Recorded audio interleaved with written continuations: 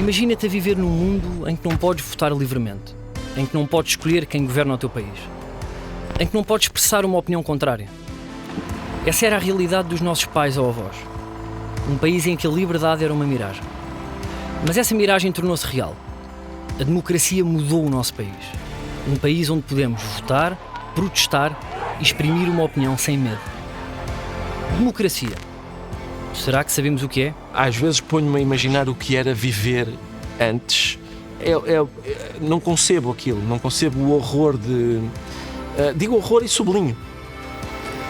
Não consigo conceber esse tipo de cerceamento da liberdade.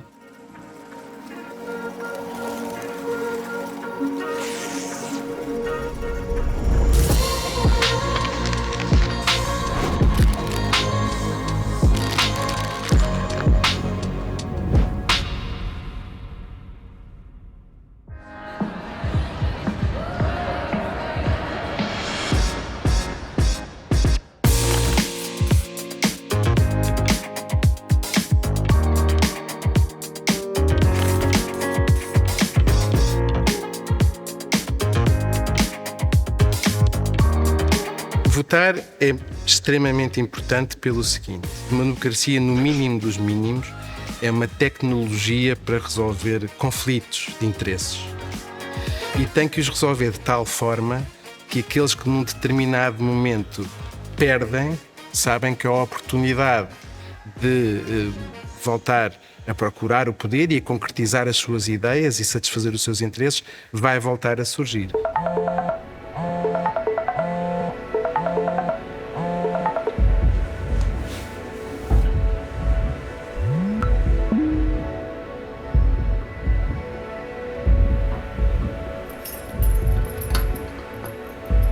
Eu voto porque é um dever, é um direito que todos temos e por isso acho que devemos aproveitar, já que é a maneira que temos como cidadãos de escolher quem é que nos governa e, para além disso, é uma forma também de assegurar que este sistema de liberdade se mantém. Uma democracia saudável tem que satisfazer condições mínimas, não é? Tem que ter eleições livres e justas, tem que ser regulares e depois há todo um conjunto de direitos e liberdades que tornam essas eleições efetivas e que fazem com que produzam o efeito que devem produzir e que são coisas como a liberdade de imprensa, a liberdade de associação, a liberdade de expressão. Todas essas as instituições que protegem essas liberdades e esses direitos têm que ser efetivas e têm que estar presentes. A democracia portuguesa faz 50 anos. É hoje considerado um sistema maduro, mas distante de grande parte dos cidadãos. Muitos apontam-lhe o fracasso no combate às desigualdades sociais e económicas e não sentem confiança nos partidos políticos. A par disso, as taxas de abstenção são elevadas e a adesão dos portugueses a partidos ou manifestações é fraca. É como se o país tivesse sofrido um corte de energia cívica, expressão usada por José Saramago para descrever o desinteresse dos cidadãos pela democracia em Ensaio sobre a Lucidez. Eu não me sinto motivada a votar porque não acredito no discurso dos políticos. Acho que eles não cumprem com as promessas que fazem, que criam falsas expectativas, que mentem. E isso não são os valores nos quais eu acredito. O nível da abstenção é preocupante, mas ainda mais preocupante é quando a abstenção é assimétrica entre ricos e pobres, entre homens e mulheres, entre os mais jovens e os mais velhos. Porque quando isso acontece, isso significa que o sistema só muito improvavelmente vai representar bem os interesses de diferentes pessoas. Não peçam interesse, vocês não se interessam, não preciso de reflexão, já estou decidido, eu só voto na verdade e não vejo nenhum partido. A minha previsão é um privilégio garantido para um puto num colégio neto de alguém conhecido. Eu sou a percentagem que a sondagem nunca mostra, eu sou a mente exausta da miragem mal composta, eu sou a indiferença e a insatisfação, eu sou a anticomparência, eu sou a abstenção. Presidente da República do meu coração, com opinião política sem organização. E é por convicção que não houve abstenção. Tenho o dever do voto porque fez revolução. Votar é importante para mim, primeiro porque eu acredito que a democracia, ainda como diria o Churchill, é o pior de todos os sistemas, com exceção de todos os outros. Ou seja, é aquilo que é o melhorzinho que nós temos para nos organizarmos e para escolhermos os nossos representantes e para influenciarmos as políticas que vão gerir a nossa vida. E pela nossa história em Portugal é quase como se a cada eleição renovássemos os votos com o 25 de Abril e com esse direito que nos custou tanto a conquistar de exercer o nosso poder de escolha. 25 de Abril de 1974 e da queda do autoritarismo em Portugal, continuamos.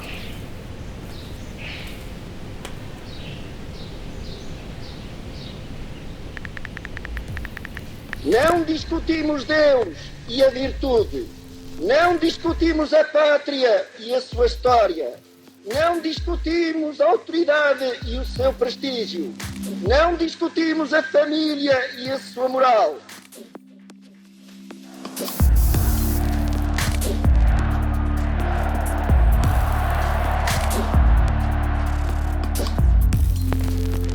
O Estado Novo foi um regime político criado na chamada Era do Fascismo. O que quer dizer que, quando nasceu, não era muito diferente de outros regimes ditatoriais. Teve duas diferenças. A primeira é que nasceu numa ditadura militar. A segunda é que aquele que vai ser o chefe do Estado Novo, Oliveira Salazar, não era um dirigente partidário e não foi responsável pelo derrube da democracia liberal. Ele é um tecnocrata católico que, a partir do poder, vai, peça a peça, construir as instituições do Estado Novo. Como era a vida em Portugal antes da democracia? A vida de Rita é diferente da dos seus pais ou avós, graças ao 25 de Abril. Quando nasceu, há 25 anos, Portugal já era uma economia de mercado desenvolvida, em que a esmagadora maioria da população tinha algum nível de escolaridade. Desde então, a Rita conheceu 3 presidentes da República, 6 primeiros ministros e 2 governos de maioria absoluta de um só partido. Assistiu a grandes mudanças. A introdução do euro em vez do escudo. Quanto é que custa um chapéu? 1000 escudos. Quantos euros? Isso agora é que eu não sei. A realização dos primeiros referendos, a introdução da lei da paridade, a despenalização do aborto e a legalização do casamento entre pessoas do mesmo sexo. Passos de um processo democrático que começou a ser construído muito antes. E hoje venho mesmo votar de vontade. Sinto-me feliz. Eu sinto-me feliz no dia 25, cheio de feliz. Em 1974, a democracia era ainda um conceito estranho para os portugueses. Muitos esperavam apenas uma melhoria das condições de vida. Já lá. Tá, porquê? Porque estou satisfeitíssimo, a ver se isto dá uma volta. A ver se isto melhora a situação para todos nós, que o bacalhau está muito caro. Ainda assim, os portugueses participaram em grande número nas eleições para a Assembleia Constituinte de 1975. Mais de 91%. Ainda hoje um recorde de participação. 14 partidos foram a votos. E o PS de Mário Soares venceu. Além de Soares, foram eleitos deputados que iriam marcar a história da política nacional. Os 250 deputados ficaram com a importante missão de criar a primeira Constituição da democracia portuguesa. O período que durou até 25 de novembro de 75 ficou conhecido por PREC, Processo Revolucionário em Curso, e caracterizou-se por acesas lutas políticas.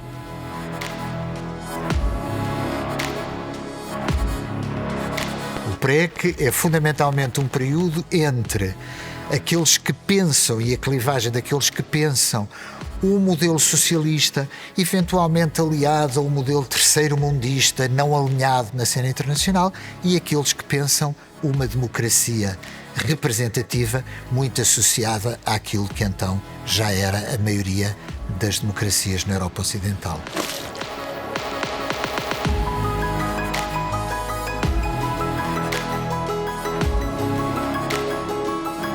O 25 de novembro foi uma dinâmica de conflito militar que marcou a vitória dos moderados.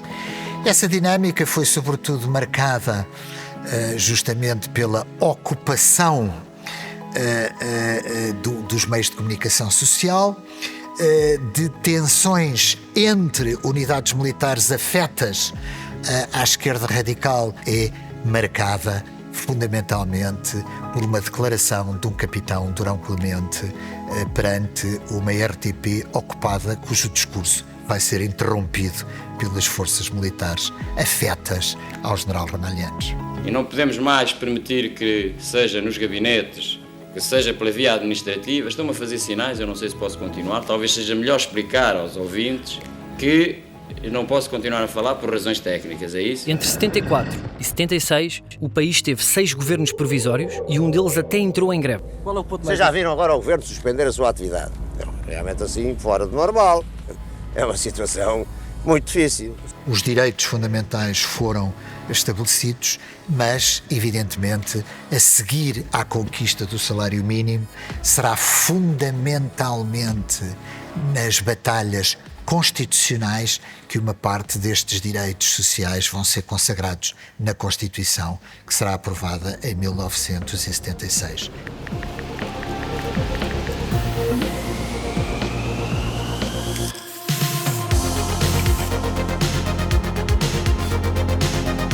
O país estava a mudar e 1976 foi um ano histórico. Os deputados aprovaram a nova Constituição na data simbólica de 25 de abril. No mesmo dia, realizaram-se as primeiras eleições legislativas. A 27 de junho, elegeu-se o primeiro Presidente da República, o General Ramalhianes. No inverno desse ano, realizaram-se ainda as primeiras eleições autárquicas. Em 1982, uma maioria qualificada de deputados aprovou a primeira revisão constitucional, que dissolveu o Conselho da Revolução, instituiu o Tribunal Constitucional e diminuiu a carga ideológica do texto original, que falava numa sociedade em transição para o socialismo. Uma Constituição democrática acredita no poder do povo. E o povo é livre de escolher o seu caminho, obviamente, dentro do marco que a Constituição estabelece. Uma Constituição a caminho do socialismo é uma Constituição que diz, autoritariamente, o caminho é este. Tu és livre, mas és livre para ir neste sentido.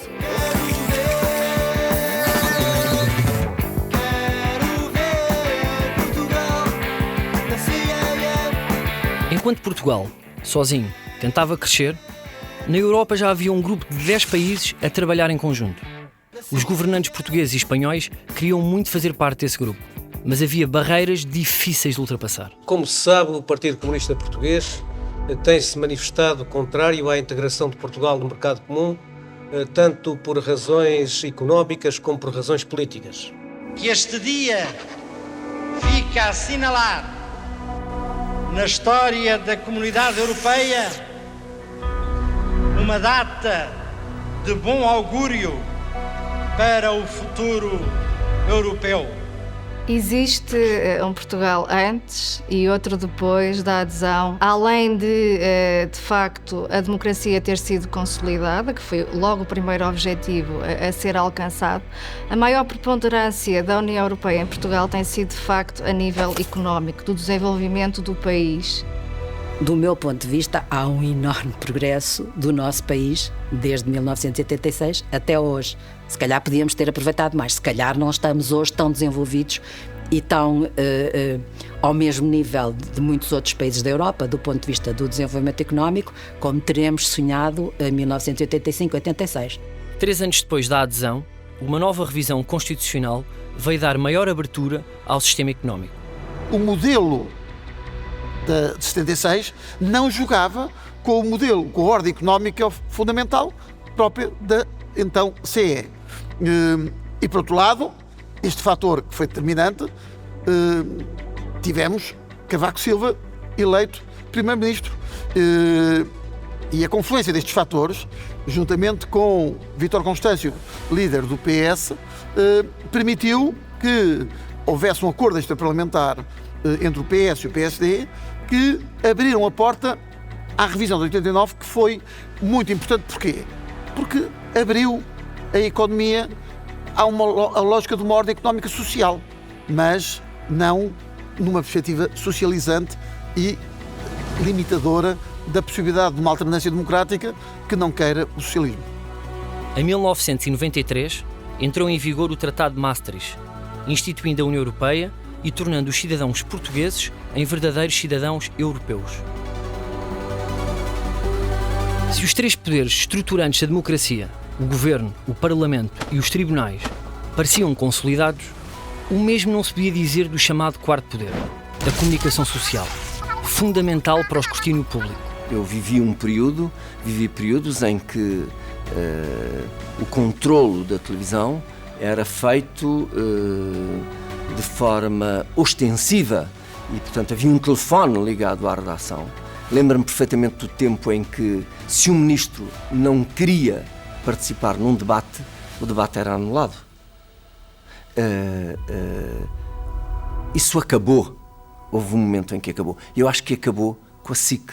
O aparecimento das televisões privadas em Portugal, no início dos anos 90, acompanhou um processo que estava a acontecer em toda a Europa Ocidental e foi muito importante porque criou as condições para um maior pluralismo, para um maior confronto de ideias distintas sobre a realidade política, social e económica do país, algo que, durante os anos 80, se acreditava que a RTP não fosse capaz de garantir, apesar de a isso estar formalmente obrigada pela lei de televisão. Uma das poucas notas positivas que os portugueses dão à democracia refere-se ao poder da comunicação social para criticar o governo. A televisão abriu ainda caminho para programas de sátira política. Eu acho que ganhei muito com a democracia para fazer aquilo que faço. Estou grato todos os dias a que tenhamos democracia. Eu imagino que seria, sei lá, padeiro ou assim. Porque se o meu trabalho fosse perigoso, eu não creio que o fizesse. Havia um grupo do Homem que Mordeu o Cão já e reuniam-se lá fãs para debater a rubrica que na altura estava a dar os primeiros passos e eu lembro-me que havia lá uma pessoa que dizia duas coisas. Eu sou teu fã, adoro as coisas que escreves, adoro ouvir O Homem que Mordeu o Cão, sou também grande fã de Salazar. E acho que tudo isto é uma desgraça o que está a acontecer hoje em dia. E eu tive que lhe dizer: tu tens consciência de que se esse senhor estivesse no poder, eu não podia fazer aquilo que tu gostas. Este é o momento em que José Sócrates chega ao tribunal. Mais uma vez, a caminho do banco dos réus. Manuel Pinho está com a medida de coação mais ligeira. O presidente da Câmara de Oeiras é um dos 4 arguidos no processo. As polémicas em torno de políticos tornaram-se frequentes. A internet deu-lhes eco e os casos de suspeição passaram a chegar em tempo real aos telemóveis dos portugueses. A desconfiança em relação à idoneidade dos governantes é uma das razões do desencanto dos portugueses com a democracia. Bom, em democracia há um nível de desconfiança em relação aos políticos e à política que é saudável, porque é isso que permite que haja alternância política, que haja responsabilização e que a classe política não sinta que possa fazer tudo. Por outro lado, não pode haver uma desconfiança tal que faça com que as pessoas ou não votem, ou votem em partidos que são antidemocráticos ou que pura e simplesmente não respeitem depois as decisões da própria política. Portanto, é importante, mas é preciso haver aqui um nível de confiança.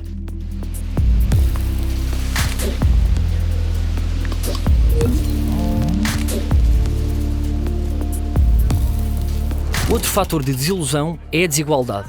Em 1978, os portugueses colocavam a paz como a sua maior prioridade. Em segundo lugar, a igualdade, da qual ainda estamos muito longe. Há determinados interesses, especialmente das pessoas com maiores níveis de instrução, de classes sociais mais elevadas, de grupos sociais mais privilegiados, que tendem a ser sistematicamente mais representados nas políticas públicas. Ora bem, a partir desse momento, como é que um cidadão não há de sentir que, de alguma forma, há uma desigualdade inscrita neste sistema? Eu não tenho simpatia nenhuma e alinhamento com as soluções, as supostas soluções que os partidos populistas querem oferecer para este problema. Agora, a pergunta é uma boa pergunta. O populismo é hoje considerado a maior ameaça às democracias ocidentais. Os partidos populistas dividem a sociedade entre bons e maus, um povo puro e uma elite corrupta, e apresentam soluções aparentemente simples para problemas muito complexos. também costumam definir supostos inimigos que passam a ser botes expiatórios para tudo o que de errado acontece. Mas pensando nos riscos, primeiro a substituição de uma democracia de tipo liberal, em que os direitos de minorias são efetivamente garantidos, respeitados, por uma democracia de tipo iliberal, em que se considera que só existe uma única maneira correta de ser pessoa e de ser parte da sociedade. Em alguns contextos, o populismo está associado também a posições anti-intelectuais ou até anti-científicas, não é? Também existem contextos em que, dentro deste conceito de elite, dentro deste grupo de elite, cabem também os meios de comunicação social tradicionais. Eu acho que os políticos conseguem rir-se de si próprios, nem que seja por obrigação, porque não têm alternativa. Eu acho muito saudável que uma sociedade possa rir-se dos seus dirigentes. E nessa medida, parece-me que programas como aquele que eu apresento são um sinal de saúde. Às vezes há pessoas, e até pessoas das novas gerações, que não fazem ideia do que custa conquistar a liberdade e a democracia. Muitas pessoas jovens, de repente, a terem saudades de uma coisa que nunca viveram, que é um suposto tempo antigo em que o país era melhor. Não era! Não era! Não era! Essas próprias pessoas que às vezes se queixam que a democracia é isto e aquilo, deviam estar gratas por poderem dizer tudo o que dizem e não lhes acontecer nada. Portanto, de que se queixam? Acho que para os jovens se interessarem mais pela política, deve haver uma maior abordagem em relação a isso nas escolas. Deve ser um tema muito mais falado para tomarmos conhecimento do que é e de como queremos ser ativos em relação a isso. Para além disso, acho que a política também podia ser mais acessível aos jovens, talvez através de campanhas, através de fóruns específicos dedicados ao debate dos jovens. E para além disso, acho que devem haver políticas relacionadas com temas que interessam aos jovens, como a habitação, como a educação, entre muitos outros. Para participar é preciso recursos, é preciso competências, é preciso ter o tipo de atitudes e de motivações que só a educação pode dar. E o país mudou muito desse ponto de vista. Eu acho que isso é um dos fatores que faz com que hoje em dia, se bem que se diga muitas vezes que os jovens estão desinteressados, que não querem saber, isso não é verdade. Isso não é verdade. Daquilo que eles estão distanciados é da política dita convencional. Eu gostava muito que nas nossas escolas, os nossos jovens e as crianças tivessem formação não só em conteúdos, digamos, teóricos, que são importantes, mas tivessem uma formação cívica que os levasse a participar nos assuntos que lhes dizem respeito internos da sua vida, neste caso nas escolas, a participar politicamente, a adquirir e a usar competências. Essas competências é que dão depois a confiança, a segurança para quando se chega à idade adulta nos sentirmos competentes para defendermos os nossos próprios interesses. A democracia procura soluções para restabelecer a energia cívica. Sem ela, corremos o risco de cair em devaneios autoritários, como Saramago tão bem retrata na sua distopia.